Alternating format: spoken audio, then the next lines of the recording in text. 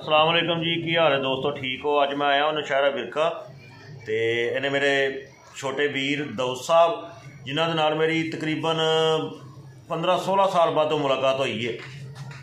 एने अपने मुबीन साहब छोटे वीर ने मेरे आर्टिस्ट सन कदी तो अजकल सैलड का काम कर रहे हैं। तो मुबीन भाई की हाल है? ठीक हो? हाँ जी, अल्लाह शुक्र, ठीक ठाक। तुसीं सुनाओ, कैसा जा रहा कारोबार? बेहतरीन अल्हम्दुलिल्लाह। तो ये नौशहरे किहड़ी जगह ते तुसीं की बनाते हो? भाई असीं सैलड बनाने ते नशहरे दे जिन्ने भी अपना मैरिज हाल ना सारे ने साडे नाल कंट्रैक्ट ने ते लैंदे ने।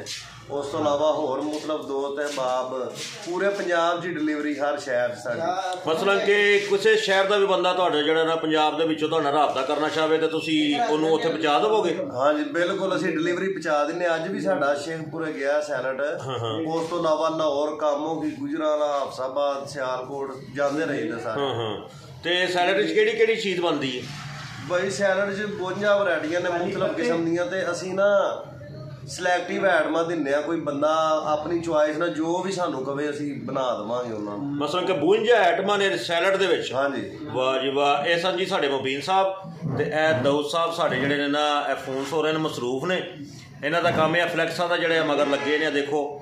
तो इन्हां ने नाल फ्लैक्सा दी मशीन लगाई हुई है, नाल कार्ड वगैरह शादियां दे। ते इस टाइम मसरूफ ने जरा फोन ते अपना मुबीन भाई। हाँ जी। मुबीन भाई की एक वैरायटी मैं तुहानूं दसां, मुबीन भाई बड़े अच्छे शायर भी ने और बड़े बड़े आला शेर बोलते हैं। हालां मेरे दोस्त ने हुण 5 मिनट पहलों मैं उन्होंने नाल गल कराई है। वो होंदे ने जर्मन मोहम्मद सईद साहब, तो वो मुबीन साहब के फैन ने।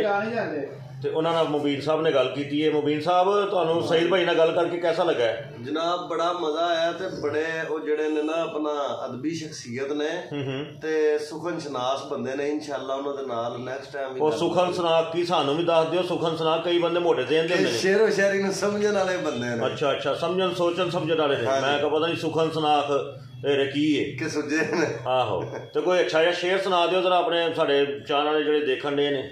शेर अरफान भाई ये के आजा के अभी जब्त का मौसम नहीं गुजरा। वाह वाह। आजा के अभी बर्फ पहाड़ों पे जमी है। कांटों की वादियों से गुलों के दियार तक इस शहर में सब कुछ है, बस एक तेरी कमी है। वाह वाह वाह वाह। तू ना ही होवे तो चंगा है, नहीं तो खर्चा बड़ा हुंदा ना। ए जी साडे दाऊद साहब सुनाओ की हाल जे? अल्हम्दुलिल्लाह जी। इरफान भाई तुसीं सुनाओ? ठीक अल्हम्दुलिल्लाह। जदों साडी मुलाकात हुई सी उदों मेरे भी चिट्टे नहीं सन, मैं भी यंग था। तुसीं तो उक्के बच्चे सुना बिल्कुल छोटे छोटे। ये भी उदों चिट्टे सन, गोरे असीं भी फैल गए जी हुण। तो माशाअल्लाह तुसीं इत्थे नौशहरा विरका दे विच काहदा काम शुरू कीता जनाब ने? जी साडा प्रिंटिंग प्रेस है जी, फ्लैक्स प्रिंटिंग, कंपोजिंग और इसके अलावा शादी कार्ड वगैरह का सारा काम जो है ना इधर प्रिंटिंग। और मामा पंजाबी च गल कर, उर्दू तेरी फसदी है। और मैं क्या कई बार उर्दू समझना। सारी जिंदगी सारा खानदान तुहाडा पंजाबी बोल बोल मरन वाला होया, इत्थे उर्दू इत्थे प्रिंटिंग का प्रेस है भाई हैं। बस इरफान भाई विच कोई समझदार बंदे नहीं हुंदे, तुहाडे वर्गे नहीं सारे हुंदे। आ वे लो गल समझदारां नूं तेरी समझ आउणी है मुबीन। आ मुबीन भाजी एक ड्रामा बनाया ते ओदी रिहर्सल करन दे। अच्छा। ते इत्थे साडा ना वड्डी इत्थे ड्रामा सी अच्छू कसाई।